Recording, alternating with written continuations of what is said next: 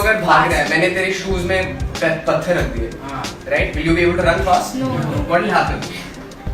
Right? So resistance अगर ज़्यादा है तो करंट कम होगी. So when there is more light, जब धूप होगी उसका resistance क्या हो जाता है? रुकावट कम, that means current high. And when there is lesser light, उसका resistance बढ़ गया, then what happens to the current? Right? So this is how the LDR works.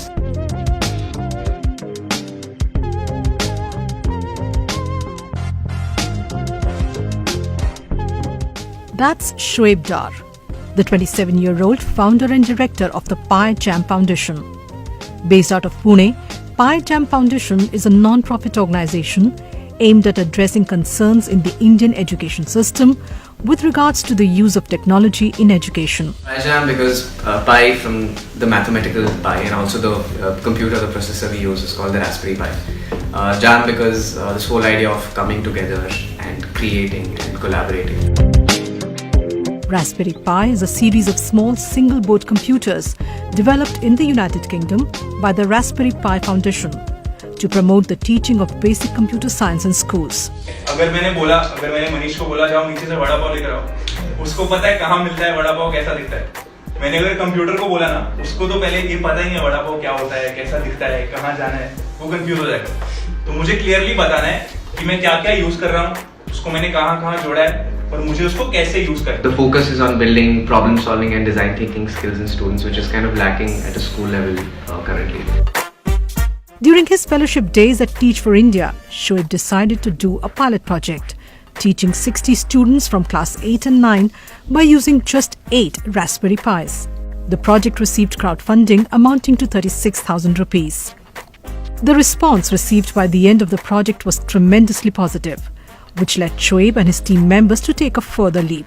The foundation is about a year old, and during this time, Pi Jam has successfully been able to create one permanent lab, has held about 11 workshops, and recorded impact on 1,450 students with its programs.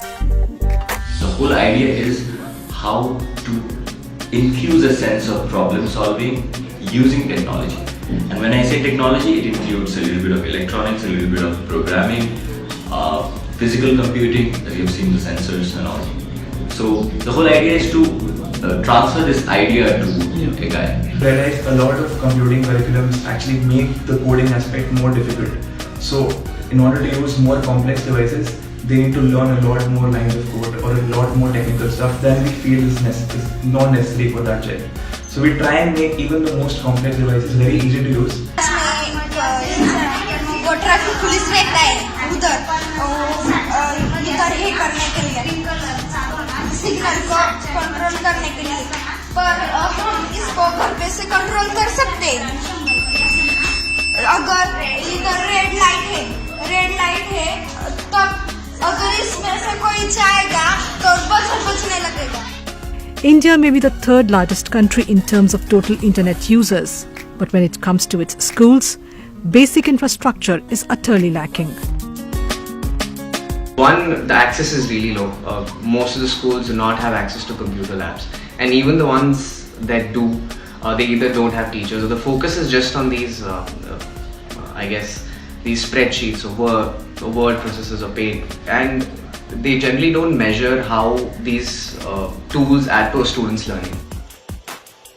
According to a 2015 report by the National University of Education Planning and Administration, covering 1.52 million schools, only 26.42% of them were found to have computers, while 40% lacked regular power supply. India ranks 99th, both in the Legatum Prosperity Index 2017 for education and the Global Creativity Index of 2015.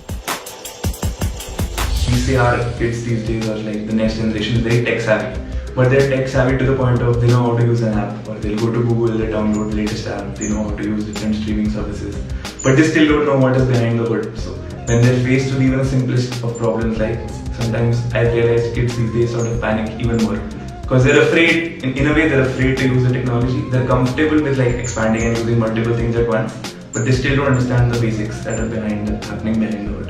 How we differentiate it is we say that robotics is a part of what we do. robotics is not the ultimate thing. There is much more things.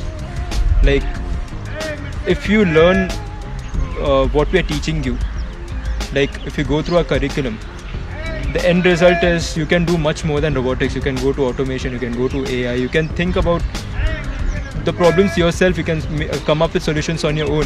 Currently what we see is this, the term digital literacy is being used widely.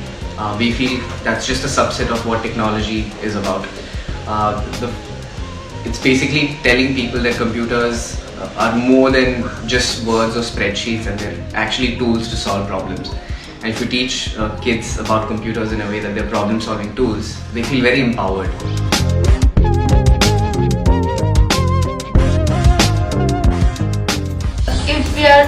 If there is technology, we can using the technology we can solve the problems. We have two offerings, I think you already mentioned offering. One is the workshop, which is a standalone 7 to 10 days workshop. But we cannot sustain the impact there for a longer time because the engagement is only for 10 days. So once they are done with the workshop, they can take our Pi Lab, which is a 1-year commitment from our side, from maintenance and other things.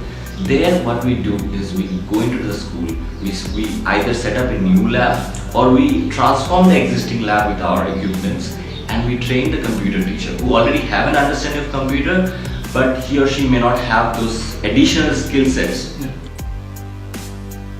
Other than workshops and labs, PyJam also carries out projects in partnership with the Indian Meteorological Department, which can be used by participating schools to study weather patterns, climate change and statistical geography.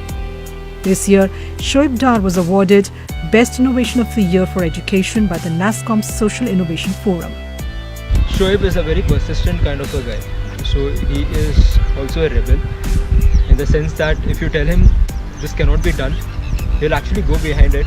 He'll run behind it and say, look, I have done it for you. He's that kind of a person. He never gives up. So even now, PyJam Foundation, after 11 months, we are having monetary issues. But then that hasn't stopped any one of us, particularly Shoaib. I think that has rubbed off on me and Jaskaran also, to say never give up. What we're currently looking at is not just have impact, but try to create a systemic shift. We don't just want PyJam to be a hobby class in a school, because that ultimately doesn't culminate into effective learning. Because when they're finally 10th board exams, kids leave all of these things, be it dance or football. We want it to be systemic, so try to get into the system. When we have these classes, we're hoping that they're taught during the actual timetable. So there's a slow shift towards this being an integral part of the curriculum itself.